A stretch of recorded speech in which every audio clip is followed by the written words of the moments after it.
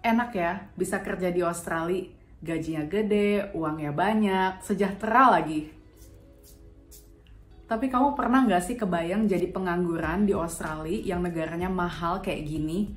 Serem banget kan, TBL, takut banget loh. Perkenalkan, nama saya Nura, yang akan memberikan informasi yang edukatif dan menarik sehingga kita bisa belajar bersama-sama ya. Di video ini, saya akan menceritakan pengalaman pribadi yang pernah menjadi pengangguran di Australia. Stay tune. Alkisah ya, jauh-jauh hari sebelum saya ke Australia sebagai penerima visa WHV, saya research dulu mau kemana saya pergi ya, mau ke Sydney atau Melbourne atau ke Perth gitu ya. Jadi banyak sekali referensi pilihan gitu ya. Nah pada saat itu saya nggak punya banyak informasi di YouTube channel seperti ini atau misalkan kayak video atau apalah gitu ya, tapi lebih kayak blog dan itu pun nggak banyak gitu ya. Pada saat itu saya baca suatu blog orang Indonesia yang 1 tahun di atas saya gitu ya, yang berangkat WHV, dan dia itu dapat kerjaan di Outback di Western Australia, dimana pada saat itu gajinya gede ya, sekitar kalau nggak salah $27 sejamnya gitu ya untuk weekdays, dan $30 kalau weekend kalau nggak salah gitu ya.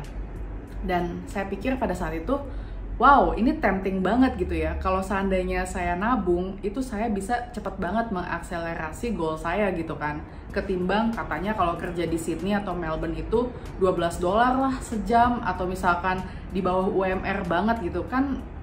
Dengan biaya hidup yang besar kayak gitu, mau gimana gitu ya kalau gajinya segitu gede.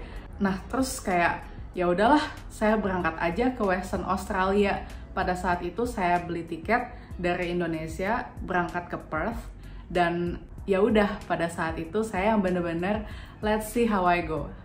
Kalau kamu pernah nonton video saya yang sebelumnya yang ini, itu saya pernah ngebahas ya, ketika saya pertama kali landed di Perth, itu saya langsung dapat job sebagai au pair ya atau nanny.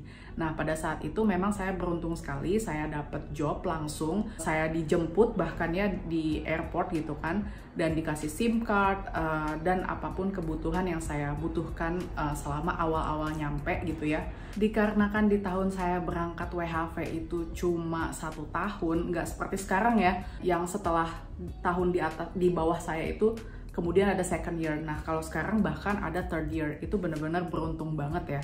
Kalau pada saat itu saya cuma dapat 1 tahun, dan saya mikir saya nggak mau kerja nanny aja gitu. Jadi saya kepingin kerja yang lain-lain juga gitu, yang punya pengalaman di tempat-tempat lain. Ya udahlah, saya bilang sama host family saya kalau saya cabut gitu ya dari situ, dan tepatnya di bulan November 2015 itu saya mulai pencarian saya untuk nyari kerja ya di Perth atau Western Australia lainnya. Ketika saya keluar kerja dari pekerjaan nanny ya atau au pair, itu saya menghabiskan banyak banget waktu di luar, hangout sama teman-teman baru ya, menjalin relasi pertemanan di Australia. Nah pada saat itu saya nyari info melalui mereka gitu, ada info kerjaan nggak gitu kan, dan salah satunya saya berteman dengan recruiter juga gitu kan.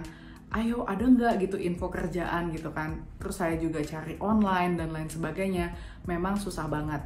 Nah sempat ya pada satu waktu saya naik Uber, dan si Uber drivernya itu buka topik, oh ini memang lagi masa-masa krisis banget di Western Australia. Saya yang pekerjaan saya adalah geologis, itu saya terpaksa harus naksi online karena untuk bertahan hidup ya, karena pada saat itu saya dipecat ya jadi geologis karena memang lagi krisis. Dan oke, saya langsung kayak terbuka gitu ya, karena kan pada saat saya kerja nanny itu kan saya banyak di rumah, terus juga nggak beda lah gitu ya, kadang di berita dengan situasi aslinya beda gitu, tapi ketika kita keluar, kita ngobrol dengan orang sekitarnya gitu ya, kita jadi tahu gitu situasi yang ada di sekitar. Ternyata saya datang ke tempat dan momen yang nggak tepat gitu. Di 2015 itu adalah krisis oil and gas atau mining juga gitu ya, besar-besaran di Australia, di Western Australia. Dan itu adalah industri yang enggak stabil ya, naik turun gitu ya. Jadi ketika lagi naik ya perekonomian lokal baik gitu, tapi ketika lagi turun ya perekonomian lokal juga berimbas ke kayak industri lain ya, kayak hospitality dan lain sebagainya, itu juga kena gitu ya. Dan wow, ternyata lagi krisis seperti ini, saya hanya research pekerjaannya aja gitu ya. Jadi apa nih cerita yang bisa dipetik dari sini? Yaitu kita sebelum datang ke Australia itu nggak cuman oh ini gajinya gede terus apalah segala macam, oke lah gitu ya untuk motivasi, tapi harus research bener-bener juga tempat yang akan didatangi itu karakternya seperti apa. Kalau Western Australia itu beda banget gitu ya sama Sydney, NSW ya, atau Melbourne atau apa. Mereka itu setiap state itu punya karakternya masing-masing. Kalau Sydney itu kan pusat finansial, ada 5,3 juta orang ya, ketimbang Western Australia yang berapa sih gitu, nggak nyampe segitu kan. Jadi akan beda banget gitu ya, akan lebih banyak demand untuk pekerjaan di Sydney daripada di Perth.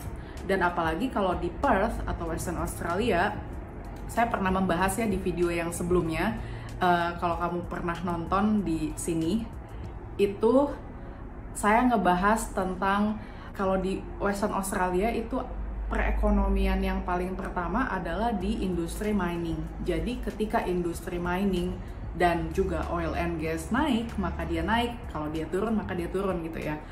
Nah, ketika itu ya udah saya lagi apes aja gitu ya. Ya udahlah, saya keep going aja nih nyari kerja. Dan singkat cerita, pada saat itu pencarian saya di November ke Desember, itu saya dapat jawaban ya dari teman sendiri, itu pun ya dari orang dalam. Oke, congrats, kita bisa hire kamu di hotel berbintang 5 ya, di Hotel Crown. Pada saat itu saya keterima sebagai hotel concierge di bulan Januarinya. Jadi saya nganggur 1 bulan di Australia dari bulan November ke Desember. Itu adalah momen yang lama gitu buat saya. Kenapa? Karena gini, kalau di Australia itu kan kita roda waktu itu berjalan terus ya. Kayak bayar rent itu setiap minggu, bukan setiap bulan. Makan apa segala macam, dan nggak ada family. Itu bener-bener momen yang sulit banget ketika kita harus bayar bills tapi nggak ada uang yang masuk. Itu bener-bener kayak wow, ini serem banget gitu. Dan sempat kayak aduh, ini bener-bener kayak udah di garis bawah banget nih uang yang ada di bank, terus gimana bisa bertahan hidup gitu kan. Dan untungnya di bulan Januari itu langsung dapet gitu. Jadi itu deh cerita saya selama nganggur di Australia. Segitu aja video dari saya. Terima kasih buat yang udah nonton. Nah, kalau kamu suka dengan video-video yang saya buat, kamu bisa support saya ya di Patreon. Kamu bisa visit patreon.com/nuralami, dan di situ kamu bisa support saya. Dan juga kamu bisa follow Instagram saya di @nura.lami. Oke deh, thank you ya. Bye for now.